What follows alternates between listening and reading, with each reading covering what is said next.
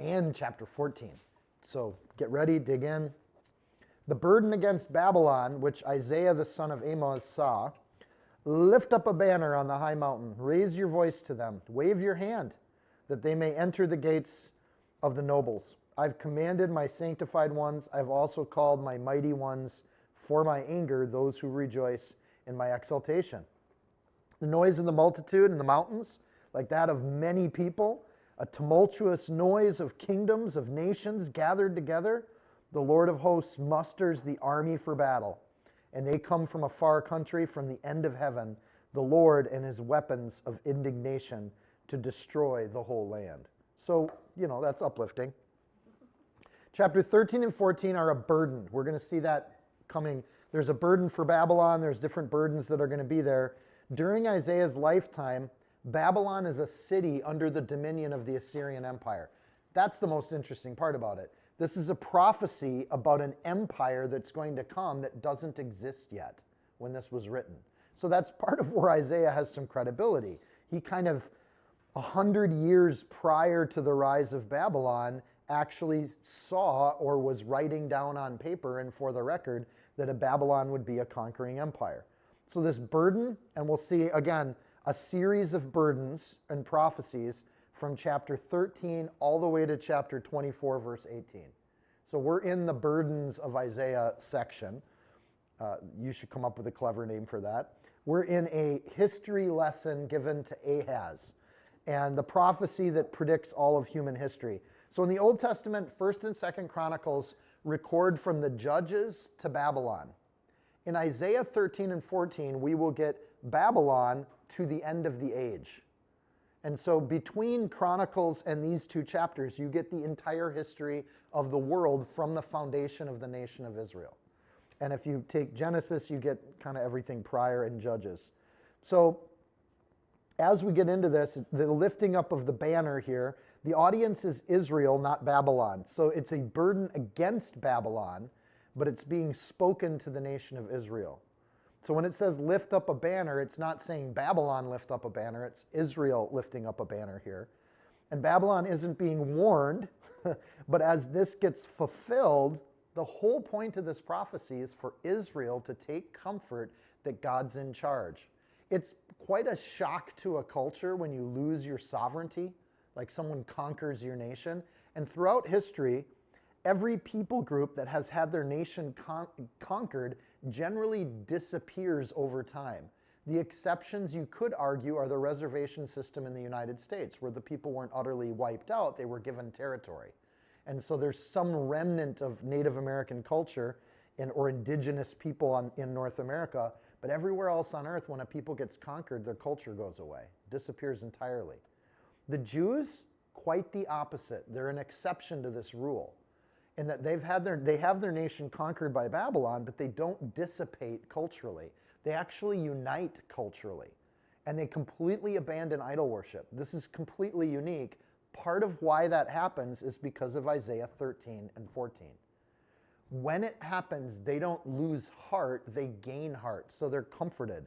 So what sounds like kind of this indignation or the anger of the Lord, verse 3, the exaltation of God happens in that.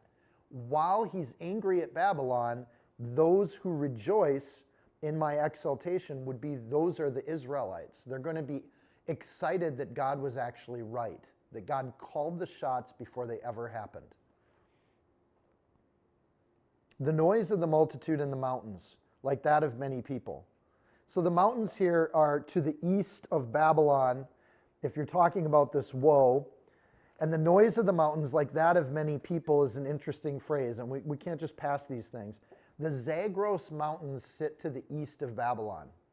And it's out of the Zagros Mountains, historically, that the Medo-Persian Empire come in. So a group of many people. What makes the Medo-Persian Empire unique is that it's not just an ethnic group. It's a conquering area where every group of people they conquer, they integrate into their culture. Then we commonly call them the Persians today. But they were actually a uniting of groups of people that came together. The Medo-Persian Empire is what conquers Babylon. So when God brings his judgment against Babylon, this is how it shows up. And they pride themselves in this idea. By the time they get into it with the Greeks, the Persians sweep through the Middle East. And by the time they bump into the Greeks, you get some of the most epic historical wars ever. The Western world of the Greeks versus the people out of the Eastern mountains that come out of here. And so you get the Battle of Thermopylae and the Battle of the Peloponnesian Wars. Daniel 6:1 says, "It pleased Darius to set over the kingdom 120 princes, which should be over the whole kingdom." This is a bureaucratic empire, the first that the world sees. And instead of being run by one person necessarily, it's run by 120 province princes or kings. So it's distributed wealth and authority in this sense. So if you watch movies about them, they'll often elevate the emperor. And we'll see that in the Bible there's a position there, but governing authority actually happens locally with the Medo-Persian Empire. This is why they don't mind sending the Israelites back to their land, as long as they pay taxes, just like the Romans. Destroying the whole land. As to what happens here, they come from a far country, from the end of heaven, the Lord and his weapons of indignation to destroy the whole land. This is exactly what they do to Babylon, and it's very close to what Babylon did to Judah. It's fairly just. Remember, Babylon leaves Judah wiped out, desolate. They take away all of the people that know how to do things. So what's left is kind of these walking helpless people all over the area. Well, that's what Medo-Persia does to Babylon too. So they will integrate the people that are willing to submit, and they treat them well, and anyone that wants to fight them, Medo-Persians just wipe them out totally. That's why it was a threat to the Greeks. If they lost versus Xerxes, Xerxes would have wiped them out entirely because they resisted. If they don't resist, they just become integrated and they get their grown men conscripted into that large million-man army, then they would just keep rolling through and conquering more territory. So the fall of this nation, the nation that doesn't exist yet, is described to Israel. Verse 6, "Wail, for the day of the Lord is at hand. It will come as destruction from the Almighty. Therefore all hands will be limp, every man's heart will melt, and they will be afraid. Pangs of sorrows will take hold of them. They will be in pain as a woman in childbirth. They will be amazed at one another. Their faces will be like flames." Historically, people, the common reading of this is that even that Medo-Persian Empire that comes in will be a problem. The conquering of Babylon will be a violent one. So it's written as Isaiah saw it. He can see their reaction, their pride and their pomp, turning to fear very quickly. It will take hold, and then it says, "Be amazed." This is a surprise lost, a table-turning battle. You think you've got everything handled, and then everything goes the other way. And that's actually how this battle plays out. So the defeat of Babylon is one that amazes, no question. And in Isaiah 45:1, they even name this Cyrus will be the anointed one that comes and does this conquering. What happens is they surround Babylon, a lot like Babylon surrounded Jerusalem. And Babylon arrogantly says, "You're never going to conquer the land." It's like the little peas on the walls of Jericho in VeggieTales. You can't conquer Babylon. The walls are almost 20 feet thick all the way around. You can stay out there all you want, but the river goes right under the wall and up into the city. So the same kind of river that would feed a hanging garden, right? So their water source is solid. Their food sources are inside the walls. They're like, you can sit out there as long as you want. We will endure whatever siege you have. This is why Babylon was a financial center. But what's going to amaze them is that the Medo-Persians have such a large army that they, historically speaking, dig up the river and reroute it around the city.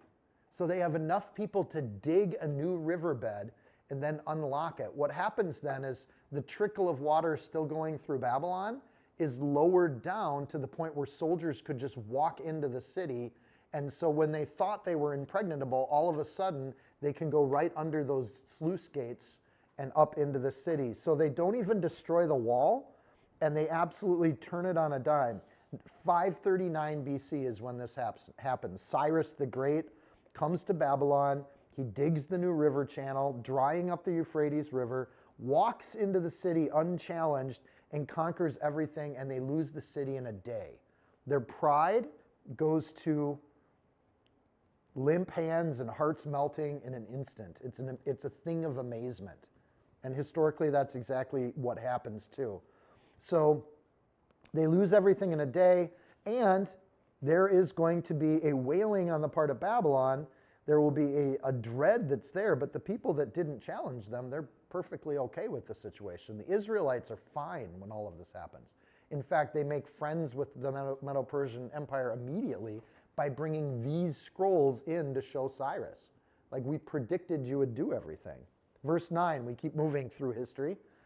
Behold, the day of the Lord comes, so future tense, cruel, with both wrath and fierce anger, to lay the land desolate. He'll destroy its sinners from in it, and for the stars of heaven and their constellations will not give their light. The sun will be darkened in its going forth, and the moon will not cause its light to shine. So now we're talking about the day of the Lord, that it's coming. New thought. So in some senses, this is prophetic in the tense of Messiah. His reign on earth will be marked by a turning of the skies. It's true of Babylon's fall. It's more true of the return of Jesus Christ. It's even true of his first coming. If you remember on the cross, immediately after the tribulation of those days, the sun will be darkened, speaking of the end of days, and the moon will not give its light, and the stars will fall from heaven, and the powers of heaven will be shaken. So treating this passage as a second coming passage, like Matthew does or like Jesus does, there is something that's going to happen in the sky that will be of amazement, that we'll be able to see or witness. And what that looks like, we don't know. The heavens shaking isn't something we've really seen before. I find it terrifying because if you understand anything about gravity, moving and shaking stars does not mean good things for the planet Earth.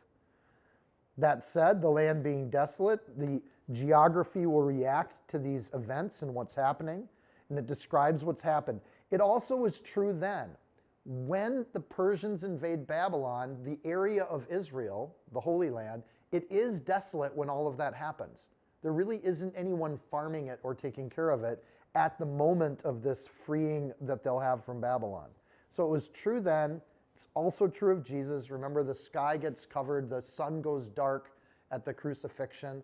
But it's more true of the end of days, because even though the sun went dark at the crucifixion, we don't see stars of heaven and constellations not giving light, because Jesus was crucified during the daytime.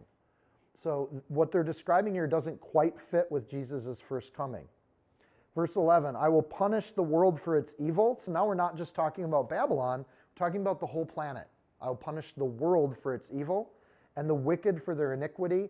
I will halt the arrogance of the proud, and they will lay low the haughtiness of the terrible. So as a prophecy, why do we believe verse 11 will happen someday? Because verses 1 through 8 already happened. And so part of why you trust it is that it's all one prophecy. And the conquest or the destruction of Babylon is what should make all believers turn and say, okay, there is going to be a coming here of Messiah, and there will be a judgment for the world. There are even Christians today just going, I don't know that Jesus is ever coming back to judge the world. And so there's a certain small line of theology where it's like, well, Jesus already came to earth. He's not going to come back, which is in direct contradiction to what Jesus actually said. So for us, Jesus will judge the world, not just Babylon. And the fall of the king of Babylon, Jeremiah 50 and 51 says this very well, is similar to, but not perfectly alike, the global fall that we see in Revelation 17 and Isaiah 14. And they look very similar. Revelation 7:15 even has the title Mystery Babylon. So Babylon, being the roots of all people, becomes the foreshadowing of God's treatment of the whole earth. And why would you say Babylon's the roots of all people? Because even though Babylon gets destroyed, the traditions of Babylon, the science of Babylon, the gods of Babylon simply get renamed and reused. And so a lot of what we see today is influenced by Babylon's influence on all of the world. Genesis 11, they built a tower, and then everybody scatters from this place. Well, it's happening again. They get destroyed, and Israel will leave that place, but so do a ton of other people. The Medo-Persians let everybody go back home, not just the Israelites. But all those people going back home have been influenced by Babylon and how they worship, how they do things. Ideas that are rooted in Babylon, and they're still persistent today in today's cultures. Mysticism, origins, numbers, the numbering system we use, the zodiac that we use comes out of Babylon. Time, 60-second minutes, 60-minute hours, that's right out of Babylon. They invented that. Degrees in a circle being a base 60 degree. 360 degrees in a circle is Babylonian math. So all of these ideas get born in Babylon, but they spread as they go out. Ishtar, Eastar, is a Babylonian tradition. In the spring, they would have bunnies and they would lay eggs. Sound familiar? And that's coming straight out of Babylonian religions. And it spreads all over the world. The Persians take it. The Greeks adopt things as they conquer that. The Romans take what they see from the Greeks. So these pantheons of gods get new names, but they're largely the same characters. And it just continues out. Christmas trees, they would have a Yule log that they would put into a fireplace. And when the Yule log was burnt up as a sacrifice, they'd put a living tree in their house in the middle of winter, and they didn't even have snow. Sun gods, celebrations of things being burnt and renewed. Babylonian religion had everything to do with a cycle of life or a circle of life. Things die, and then their bodies help to feed the next thing, and that thing gets eaten by this thing, and then that thing, and then things die, and there's just a big circle of life. If you want to know how that's influencing our culture today, just watch The Lion King, right? That belief system or that idea or that theology is persistently used. Hammurabi's Code is the other written law of history of the world. You've got two written laws that are right there at the beginning. Jewish law, Deuteronomy, and Babylonian law, Hammurabi's Code. Both of them imply societies ruled by law or other law of the ancient world. Human law, not God's law, but human law. Urban planning, like planning cities and dictating where people go. Zoning laws are formed by Babylon. Babylon's mentioned second only to Jerusalem in the Bible. In fact, if you look at Genesis, it's the biblical counterpart of God's people. There's Jerusalem representing God's people, and Babylon and Egypt really representing the world. And that's pretty persistent. So as we go into this, we will see that Babylon will come back. So history of the world wise, how do I say Babylon will come back? Because Babylon doesn't exist right now. Well, Israel didn't exist before 1948 either. But the Bible predicts a Babylon-like spirit or world that will be taken on.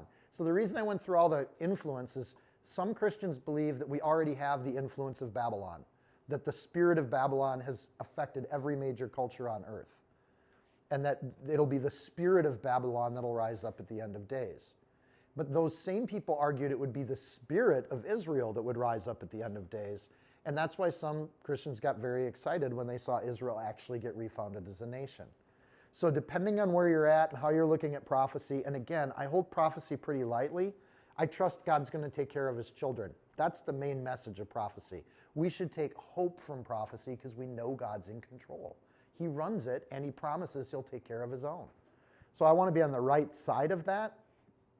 But God coming back and dealing with human sin is the second coming. More importantly, he'll deal with evil itself, wickedness, arrogance, iniquity, pomp, haughtiness. The pride will be destroyed. So as we look at this destruction of Babylon, what happened then should give us confidence that the rest of the prophecy is part of the history of the world too. This is what's going to happen. So verse 12, I will make a mortal more rare than fine gold.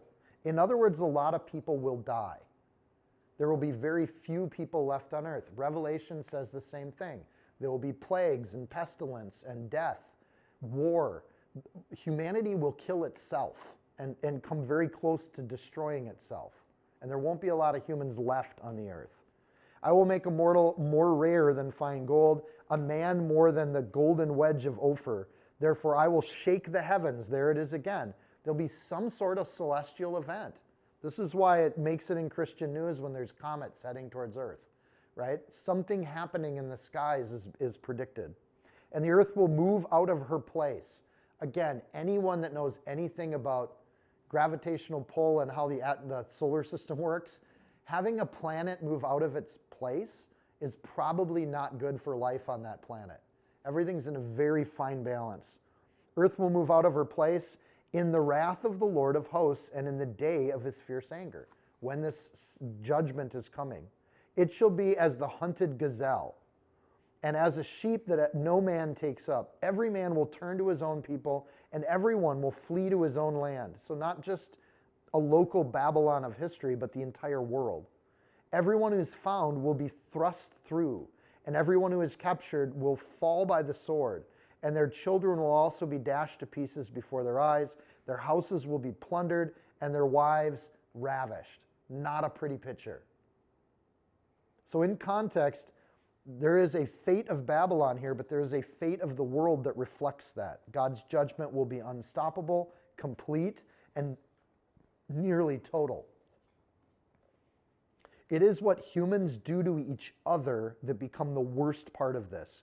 God not holding back sin or destruction, and the idea of people running, people turning to each other, people hurting each other, people plundering each other's houses, like there's just no law in the land. It's going to be like Babylon in that it's destroyed. So what happens to Babylon that should convince us that God will fulfill this much greater judgment on earth? So the very next specific description is what happens to Babylon. Verse 17.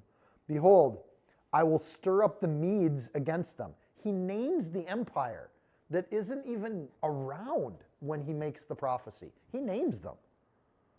And who will not regard silver, and as for gold, they will not delight in it. The Medo-Persians were from the mountains. They had as much of metals that they wanted. They were so rich from looting other countries, they didn't loot for money. A lot of times historically, people loot for food and money. The Medo-Persians they raid and loot for conquest. And their bows will dash the young men to pieces. One of the things that made the Medo-Persians powerful on the battlefield is they used recurve bows. Like the Assyrians, they advanced the technology of bows. And they will have no pity on the fruit of the womb. Their eye will not spare children. And Babylon, the glory of kingdoms, the beauty of the Chaldeans' pride, will be as when God overthrew Sodom and Gomorrah. And it will never be inhabited, nor will it be settled from generation to generation, nor will the Arabian pitch tents there. Interesting, he names a very small tribe of people, the Arabs, that are in Saudi Arabia. They're nowhere near Babylon when he writes this.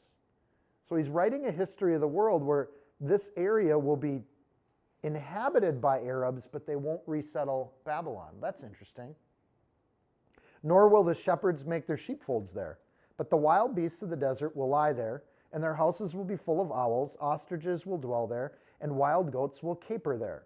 The hyenas will howl in their citadels, and the jackals in their pleasant palaces. Her time is near to come, and her days will not be prolonged. All of this happens historically.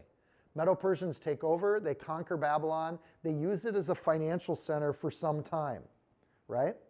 And it's still a key city, yet Cyrus took away the rule. So it's a lot like the prophecies with Israel. When they say, Israel, you're going to be judged, well, first they lose territory, then they lose authority, then they lose control of the land. And it happens in these stages that are really spread out. The same thing is true of Babylon. The Medes come in, they're wealthy, they don't spare children, they wipe out anyone that was Babylonian because they resisted them. All of the Babylonian prisoners and captives, for the most part, get set free. Persians move into an area. They name the conquerors of the nation. It doesn't exist, hasn't existed.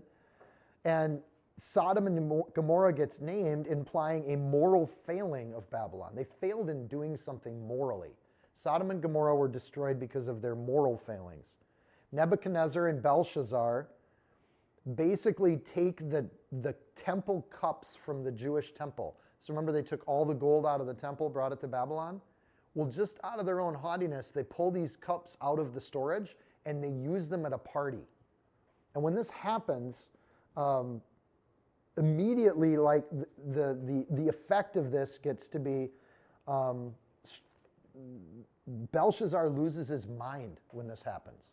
So the consequence to the king is there. It'll never be inhabited, nor would it be settled. Well, the Medo-Persians didn't destroy the city.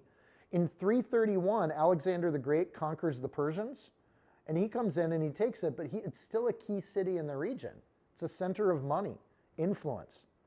The time he's lured in, and he wants Babylon to be the new capital of his empire. He's going to move the Grecan capital to Babylon, but he gets a strange disease, and like Belshazzar, Alexander the Great dies before he can make this his capital. His empire is divided into the 5 generals fight over it and move over it, but Babylon never becomes a capital. God's not going to let it get promoted. Then the Seleucids come in and they conquer. And over time, one of the things the Seleucids do is they build their own capital not far from Babylon, and they build a new city because they don't want anything to do with this city. So they don't burn down the city, but Babylon kind of dies with a whimper. Nobody's living there anymore. So the buildings are still there, and they just start getting covered with dust and sand. The wild animals move in, and then in 642 AD, the Muslims conquer the region, the Arabs conquer the region and take it over.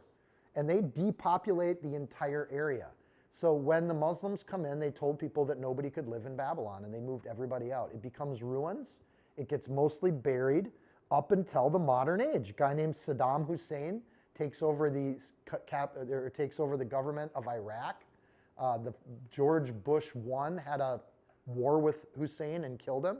But Hussein, right before that war started, he declared that he was going to dig up and rebuild Babylon and make it the capital of Iraq again.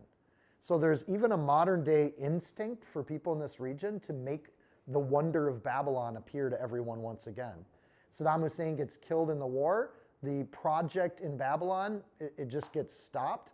They even left their equipment there. Like, it's so abandoned that they didn't even go back to pick up the equipment. So the wild goats capering there is still true today. Efforts to do archaeological digs to find out more about it.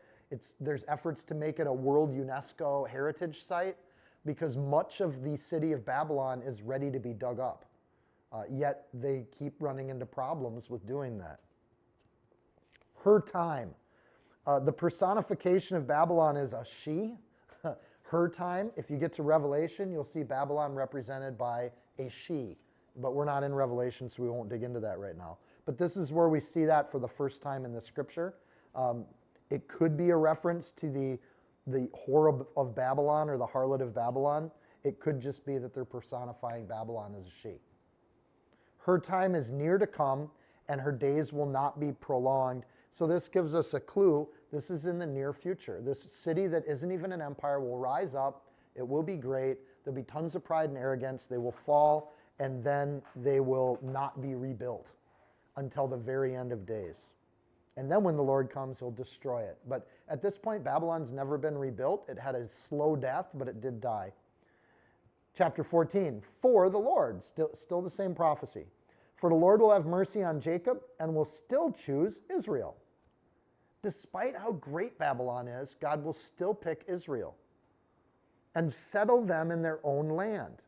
God will actually bring Israelites back to their land. This is true with Cyrus. They're able to resettle after that. Not all of them leave Babylon to do it, but some of them do. And it's even more true as of today, as we talked about last week. The strangers will be joined with them, Gentiles, and they will cling to the house of Jacob. Now, how could Gentiles care about the house of Jacob? Why would they attach themselves to this group of people? Then people will take them and bring them to their place, and the house of Israel will possess them for servants and maids in the land of the Lord.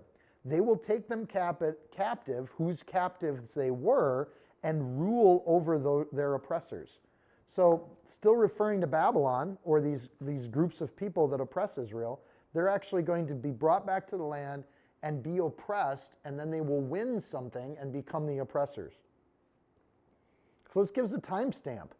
The settling in their own land became true in 1948. So today, we get prophecy that's actually become our history. We can look back at this. It's all been chronicled. So they get brought back into their land. The strangers will be joined. The Hebrew there is to intertwine or abide with. The Gentiles and the Jews will live side by side. That's true today. Not only does the Christian world largely support Israel, they're about 2% of Israel's population. So it's very true today that there's plenty of Christians living in Israel. They will cling or join or cleave to. It's not a multicultural nation. It is a Jewish-led nation. The people will take them, which is another marker. Israel will not conquer. It will be given to them by the people. They're going to be handed a country.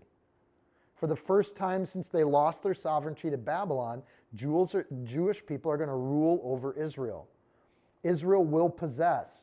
So this is not the Balfour Declaration of 1917.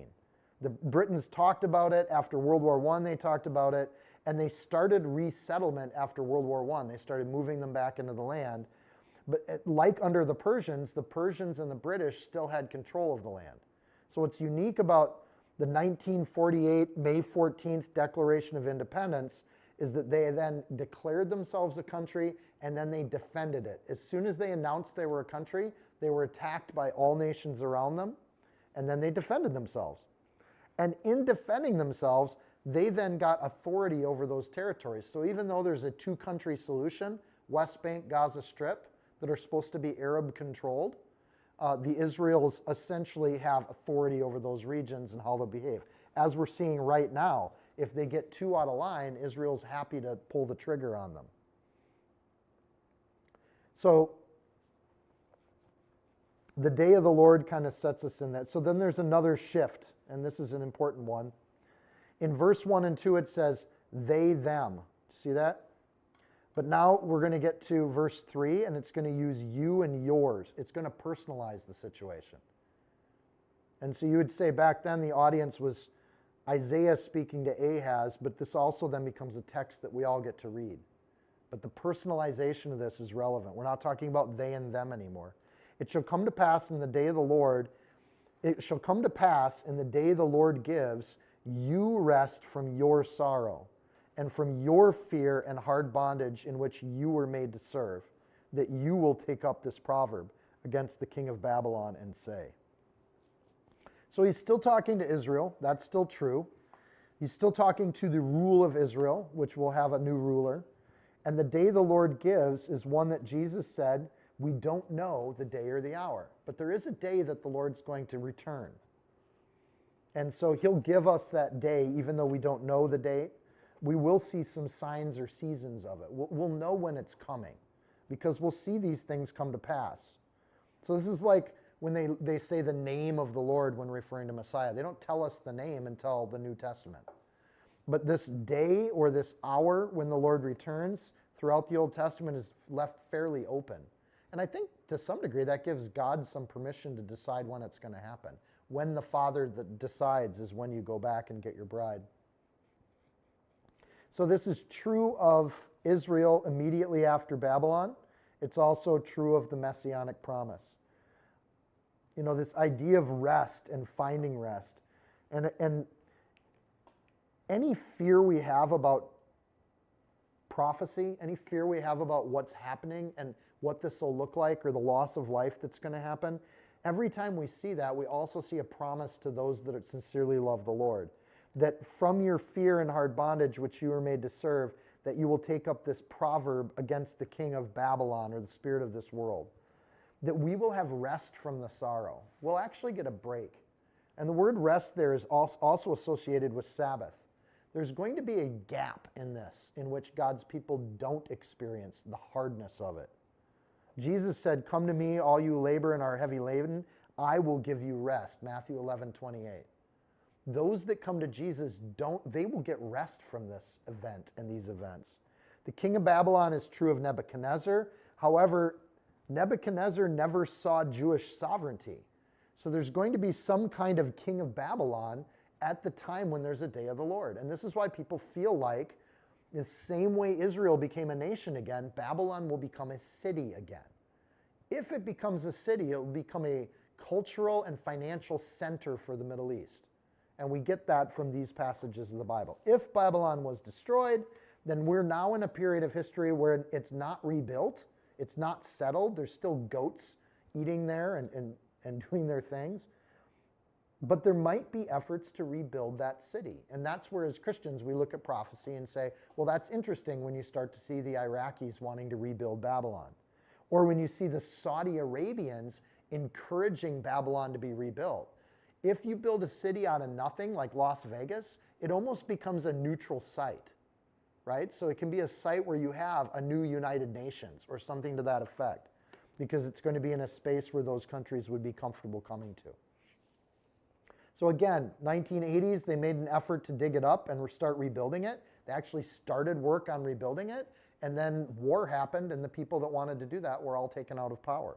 So it wasn't the time, because God's going to decide the time. But Babylon has had great influence on all the cultures of the earth. It will again have great influence on all the cultures of the earth. It will become a center. Some read this metaphorically. Some people in Christian tradition say they read it literally. And the more I study prophecy, I just agree with other Bible scholars. The more I look at prophecy, the more I take it literally. That so many things that they thought were metaphorical actually come to pass exactly like they're said to happen. The Medes do conquer Babylon. That wasn't a metaphorical Medes. Babylon does conquer Israel. It's not a metaphorical Tower of Babel thing. It's actually the way that that stuff happens. So is Iraq Babylon? No, we call it Iraq. We don't call it Babylon. Is the new Babylon coming? Maybe. Or you could argue that Babylon already has had influence on all of the secular cultures of the world. So I think, like with Jesus, a lot of people that thought they knew how prophecy should be read were wrong. And the ones that were most confident about the Jesus prophecies were some of the ones that got it the most wrong.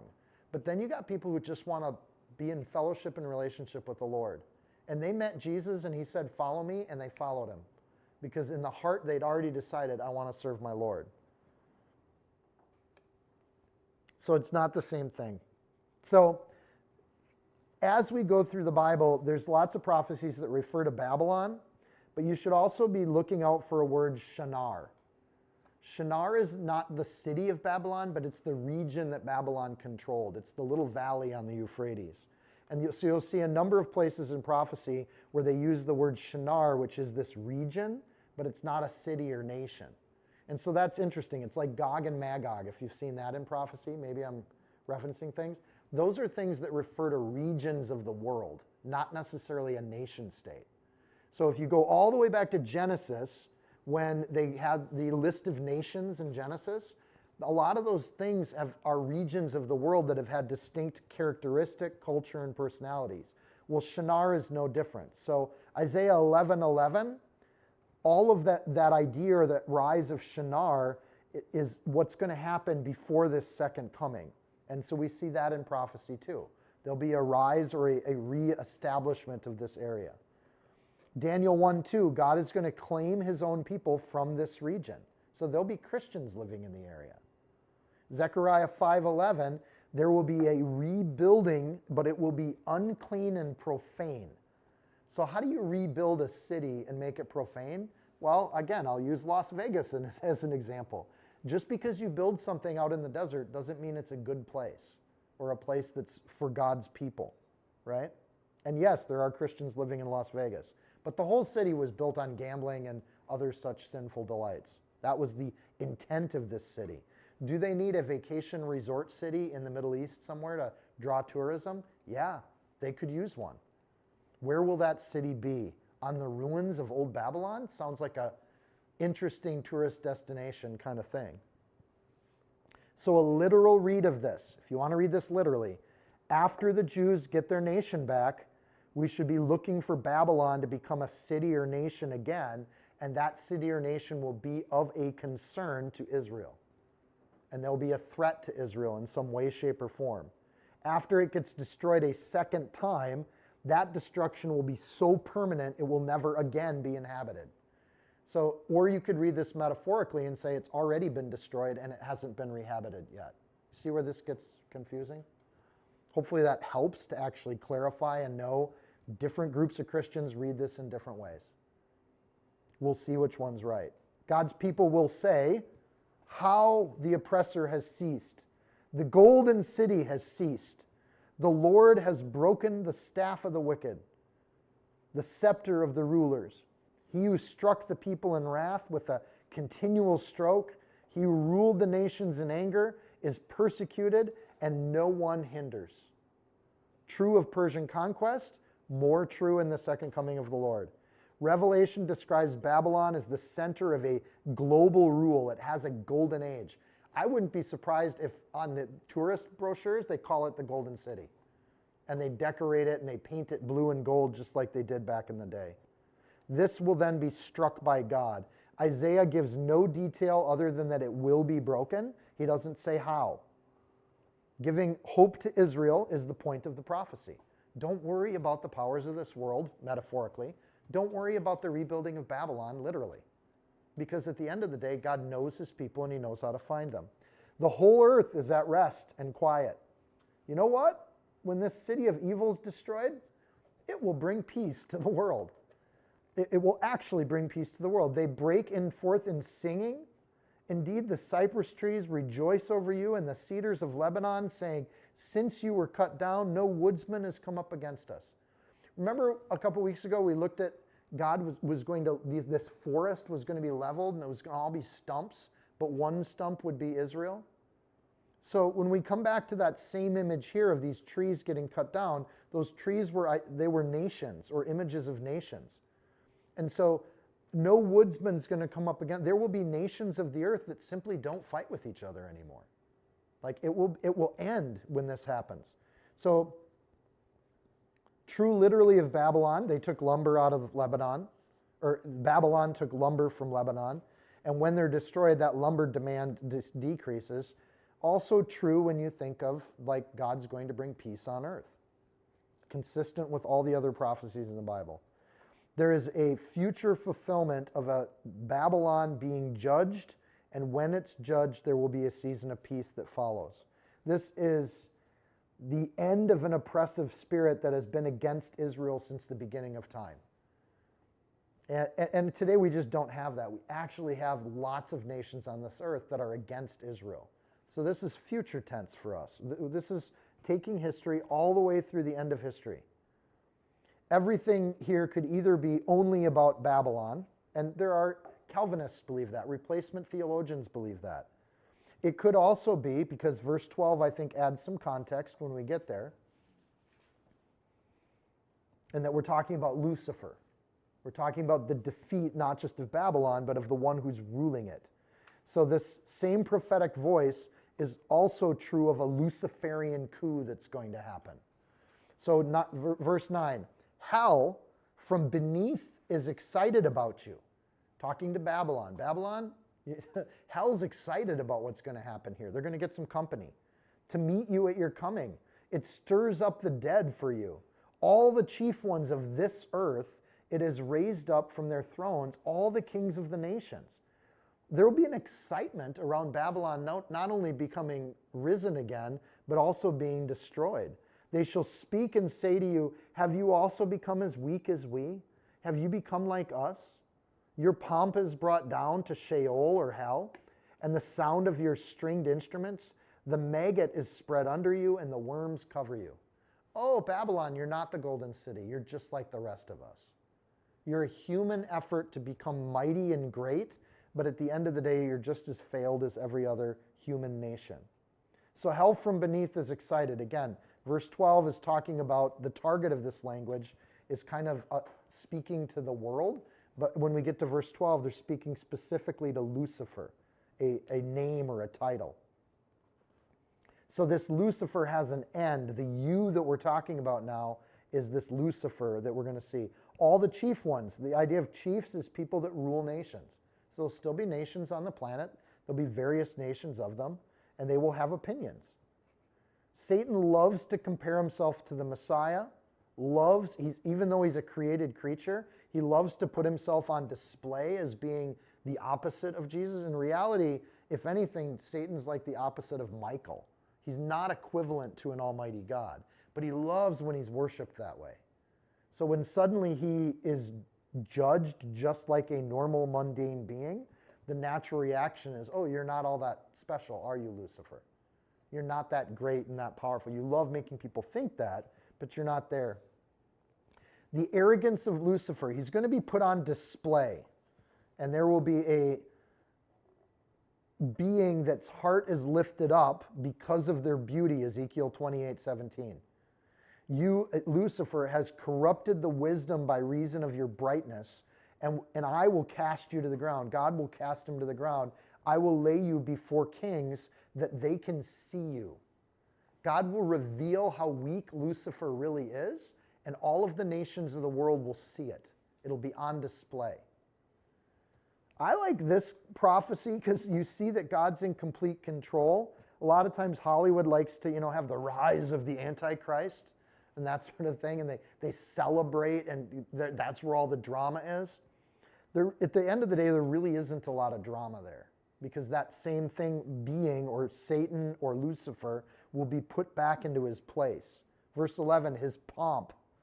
Pomp is a kind of arrogance or puffing up of oneself, making some people believe you're bigger and more powerful than you really are. Pomp. Mentions stringed instruments. Prior to Satan's fall, he was a worshiper. He was created as an angel. And angels have instruments that they can use. He's probably a pretty good musician. No wonder that a lot of times music is what divides churches, becomes a source of being contestable. But he was created to be a worshiper. Ezekiel 28:13, the workmanship, skill, or profession of your tablets and the pipes was prepared for you in the day that you were created. Lucifer was made to be celebrating God and worshiping God. But it is his brightness, the fact that he was made as a beautiful creature, a wonderful creature. We see angelic beings in John sitting at the throne of God saying, holy, holy, holy. And Lucifer should have been one of them. He should have been singing those praises. But the pride, which goes hand in hand, I think, with music sometimes, the pride takes over, and his talent leads people to think, leads folks to think that because he helps people worship God, that he is God. He's the power behind it. His music is the power behind it. And this is really the fall of humanity too, thinking that we can be at God's equal when it comes to judging what's right and wrong. Think about how many Christians approach the Bible and they judge if they think the Bible's right or not. Well, are you God? Are you putting yourself at the same level as God's word? That's an arrogant, pomp-filled position. Yet we have humans that all the time approach the Bible with that kind of tone, with that kind of disposition. And Lucifer did the same thing, right? He approached it and he thought he knew better than God did where worship should be going. But the reality is the maggot is spread under him. It's graphic. It's going to get more graphic in the next few verses. Who wants to be on a path of maggots that nobody does? So here's the fall of Lucifer. Daniel chapter 10 mirrors this too. How are you fallen from heaven, O Lucifer, son of the morning? How are you cut down to the ground, you who weakened the nations? So he'll have some influence over the nations of the world. For you have said in your heart, I will ascend into heaven. I will exalt my throne above the stars of God. And I will also sit on the mount of the congregation, on the farthest sides of the north. And I will ascend above the heights of the clouds.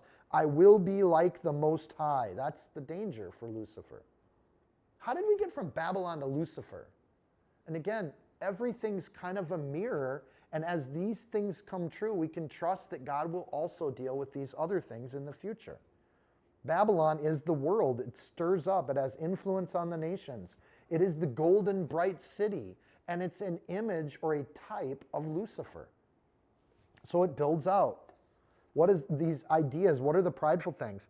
How you are cut down to the ground. So God has already leveled nations who thought they were greater than Israel, and this is one of those nations, or there'll be some sort of earthly authority that this Lucifer has. And you've said in your heart, God knows the ramblings of the heart. He knows the inside of people. I will ascend into heaven. That implies that Lucifer's not in heaven. And yet in Job, we see Satan interacting, right? And I'm using the two names interchangeably. There will be a period where Satan is cast down to earth, and this is where he needs to operate. I will exalt my throne. He'll have some authority on this earth. There will be a throne or a dominion of some kind. I will sit on the mount of the congregation. He'll have religious authority. He'll have say-so in either the church or some other world religion, and he'll have some dominion. Again, people that really study prophecy think that there will be a created one world religion and that he'll be the pope of that one world religion. He'll be in charge of it. And he'll prance about like he's God himself. I'll ascend to the heights of the clouds and I'll be like the Most High. But we know that's not his destination. His destination's a grave, Sheol, maggots.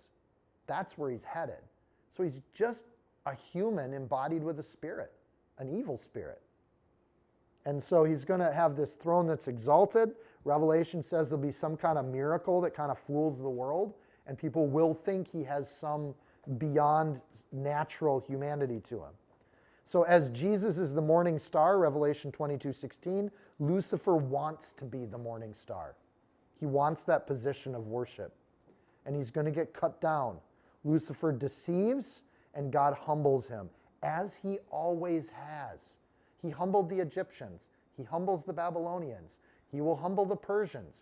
He will humble the Greeks. He will humble the Romans. He will humble the Germans. He does it. Oh, he's humbled the USSR. He does it throughout history. When a nation rises up as though it will rule the rest of the planet, something intervenes and happens. So he wants to elevate himself, to ascend, godliness being implied there. He wants to extend his dominion, raising his throne, and he'll take it himself, and he wants to be above the stars of God. He wants more authority than God has in the lives of people. This is why people like me get ornery when governments tell us how to do and how to live. It's a trend in the world right now, with governments getting into people's lives where we should be worshiping them instead of our God. He cares about rank and position. He cares about who's running things. He cares about who's in charge and who gets the attention. 3, I will also sit. He'll take up a position of honor or rank, and he'll be accepted in that position for a season. And then the ascension will happen. He hasn't been assigned to heaven. That's not his place. He's going to earn his way there because he wants to be there. And he'll be like the Most High. Well, that's always been Satan's position, to question God, bring God down a notch in our minds, and get us to question God. And in fact, we should listen to him over God. That's where Adam and Eve fell. They listened to the serpent over and above God. Any angel or spirit that accepts or wants worship, position, or attention, we call demons. They have taken on an evil disposition. And so the Bible consistently acknowledges that there is a spiritual realm, there is a battle in that spiritual realm, and we as humans have some engagement with it. Here's the application. If Satan wants attention, isn't the best thing for godly people to not give him any? I think that's the natural thing. If he wants to be worshiped, isn't worshiping Jesus then the right reaction to that? So Satan wants attention. Jesus tells us to be humble. If we want attention, we are taking on the attributes of our father, Satan. If we seek to be humble, we're taking on the disposition of Christ. Christ said, imitate me, follow me, be like me. And the more we act like Jesus and the more we reject that other spirit, the Luciferian spirit, we become more and more like Christ. That's our goal. Luke 14:10, but when you come, go and take the lowest seat. That's how we imitate. We don't seek attention. We don't try to be the biggest person in the room. So if in our heart we want to ascend, gain rank, get say-so, be seen, get attention, that's evil. And we should watch out for that in our own heart. We should check, who am I imitating? Because one of the things God has against Lucifer is he set it in his heart. I even think you can use humility as a way to gain rank in the church. Oh, look at how humble I am. I'm the most humblest of all. And it becomes even a kind of a reverse humility when you do that. When Jesus says it this way, no, do it my way, and we say, whoa, I'll do it the way I want to do it, we have a Luciferian spirit. We're acting like Satan when we do that. When Jesus says, I'm the way, the truth, and the life, and we think, well, I got a better plan, we're actually part of that Babylonian, Luciferian attitude. Matthew 16:23. But he turned and he said to Peter, get behind me, Satan, you're an offense to me. For you are not mindful of the things of God, but the things of men. And so I'm taking this idea, you'd say, wow, it sounds like you got a Luciferian spirit. Well, that's exactly how Jesus treated one of his best friends. When Peter says, I got a better plan, Jesus, instead of the cross, we can do this other thing, Jesus immediately recognized that spirit. He knew what it was, and he rebuked it. And Peter, in the end, became a great servant of Jesus Christ.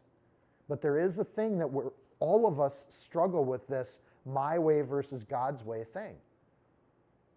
So take care that your heart pines not for position and not for attention, but it pines for the Lord's will and what it is.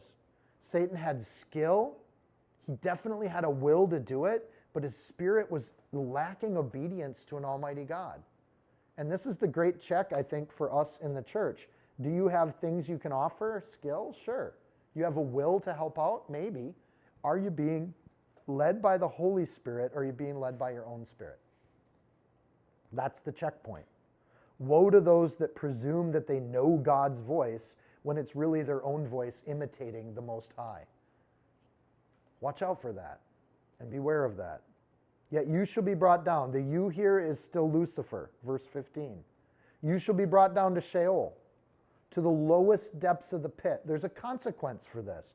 Those who see you will gaze at you and consider you, saying, is this the man who made the earth tremble and shook kingdoms, who made the world as a wilderness and destroyed the cities, who did not open the house of his prisoners?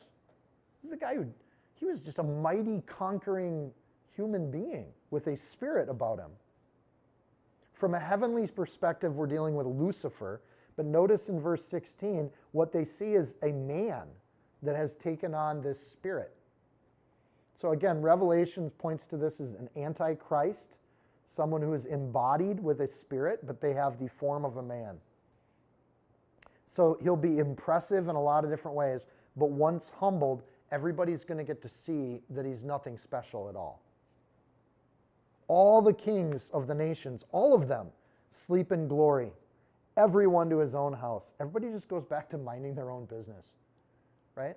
All the conflict and drama, it just goes away.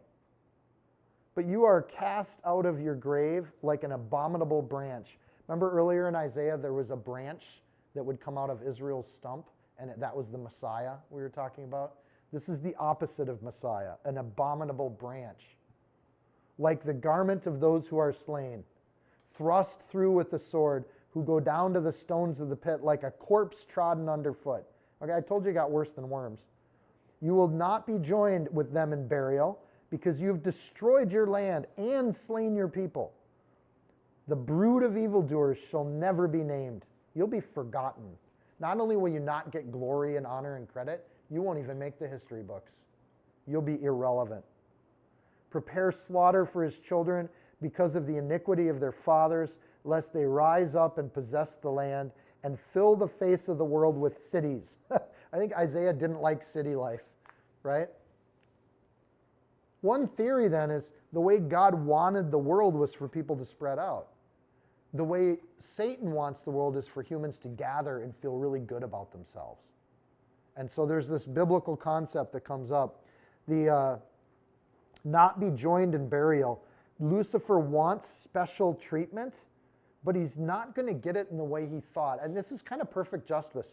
He wants to pretend he's like the Most High God, to not be buried, but he's just not going to be buried with everybody else. So he gets a unique punishment different from humanity. So the reverse of these summaries is that we return again to Babylon specifically in verse 22. And we kind of just, it's a summary of all of this. For I will rise up against them, says the Lord of hosts, and cut off, now we're back to Babylon, not Lucifer. Babylon, the name, and remnant. Okay, that's a clue. Is it going to actually be a city named Babylon or a nation named Babylon, or is it just going to be a remnant of that, or some kind of combination?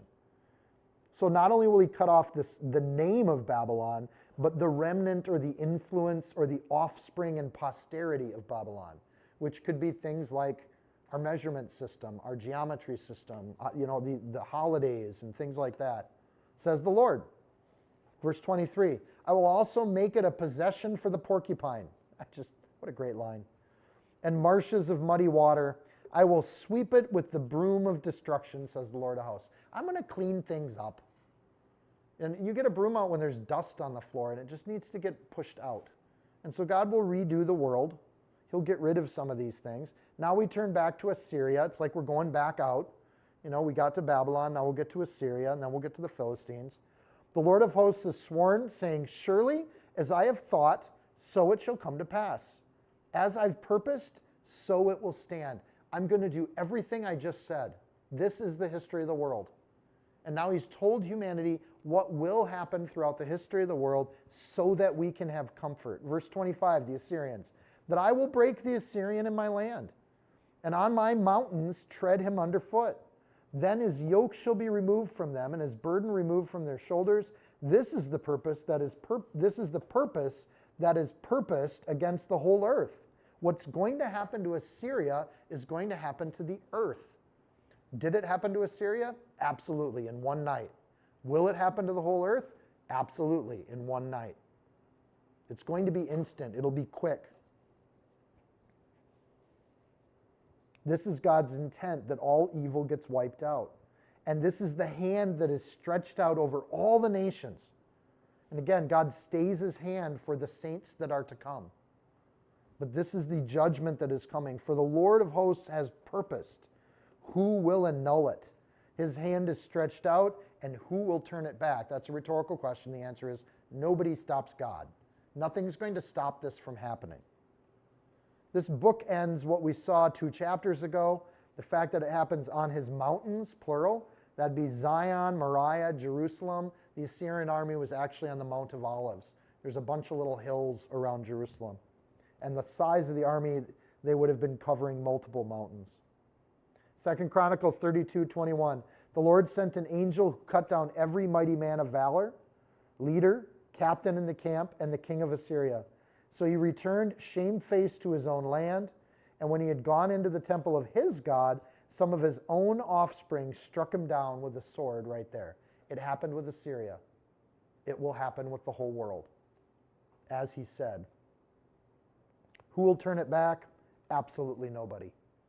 Then he goes to Philistia. It's interesting in Zephaniah 2, 4 through 7, it says that Gaza, literally names Gaza, will be turned into a forsaken territory. That has never happened in the history of the world up until the last year and a half.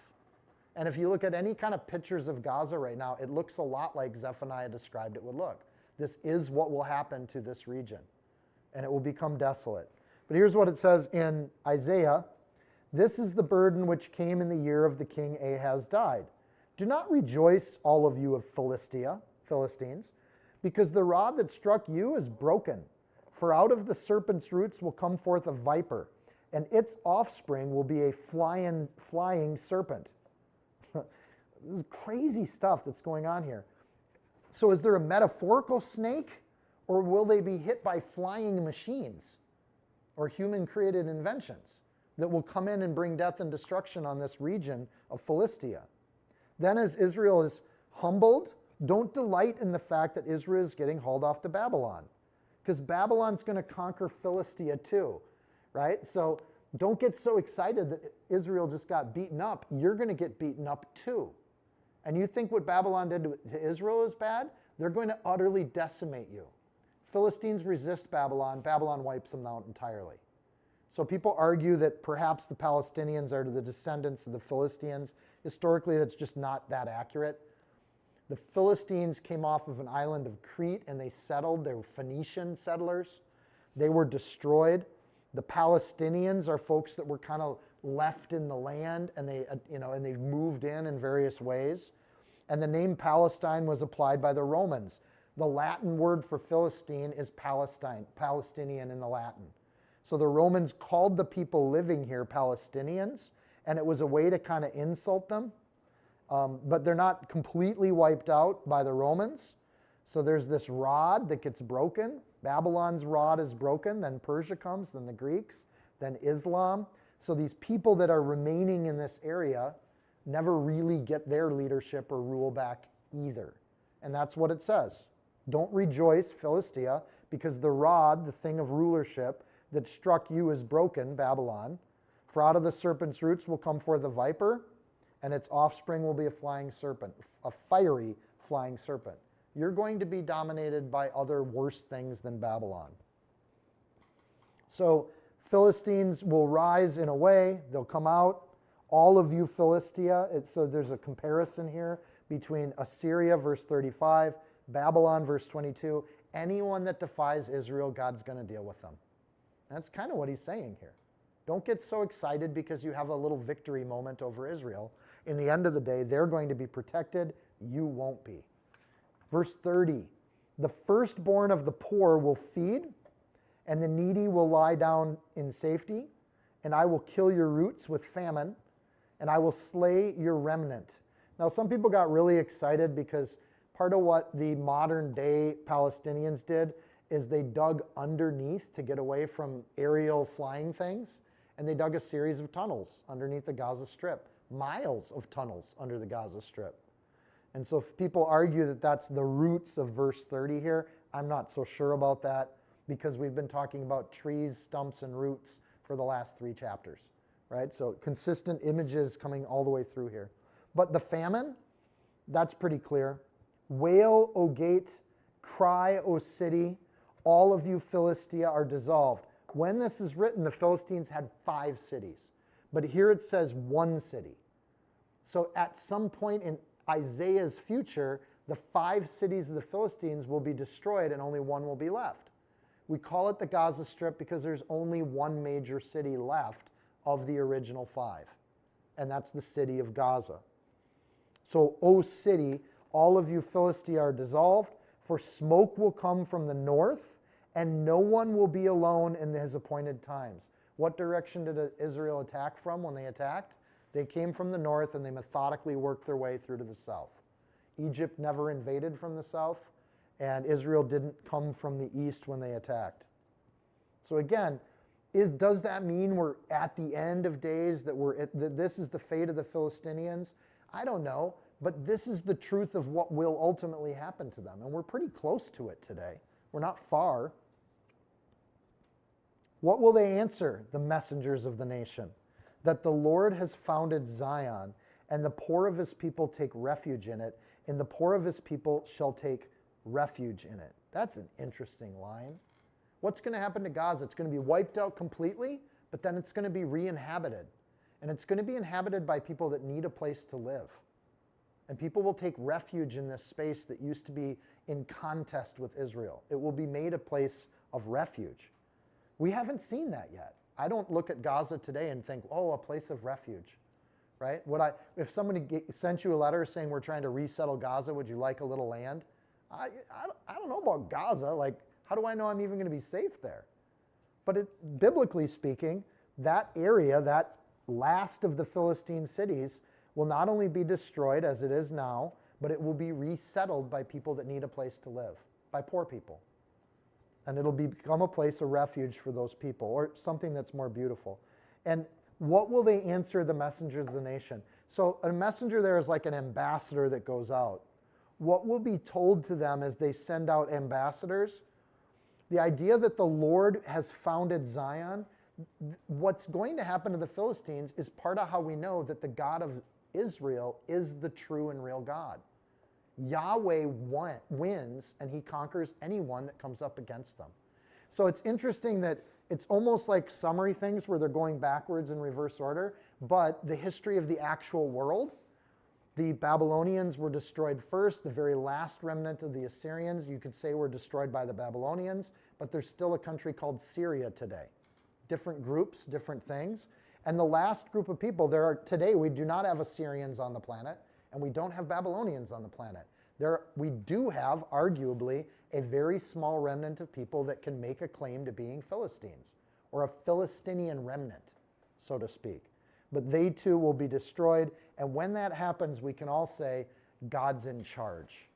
Ultimately, God reigns. Don't serve the other gods. Don't serve after this Babylonian spirit or this worldliness that comes over the earth. Serve the God of Zion, the one that said this would all happen decades, millennium before it actually did. That's where our faith should go. This is why Peter writes that one of the reasons he has faith is the prophecies. Because he could see in his day that everything that they said was going to happen actually happened the way it was meant to be said. And so when we look at messianic prophecies or history of the world prophecies, we see a chronicling of all of world history. And as we move through that timeline, we should have more and more faith in that God, that it's going to turn out exactly the way he said it was going to happen. So collectively, chapters 13 and 14 finish this world history. But how do you call it history when it was written before it happened? It's a prophetic history of the world and how it's going to go. So I think we can wrap up there tonight. We'll get to more burdens of the Lord next week. Dear Lord, thank you for your word. Lord, I just pray that we've divided your word appropriately tonight. We haven't gone over what it says, but we've also recognized what it says. And Lord, help us to be open to that, to have ears to hear, and may our faith ever deepen as we see our own current events and bounce them against prophecy. And Lord, every generation looks at what's going on in their world and they think it's that time. And Lord, I don't want to run from that. Maybe it is your time. But let us not be so arrogant that we lose faith when it doesn't happen the way we think it should. Lord, we want to know what you have planned and what you're doing. And we want clarity around that. And ultimately, I want God's people to have comfort as we read the prophecies, to know that you're on your throne, not Lucifer. In Jesus' name we pray, amen.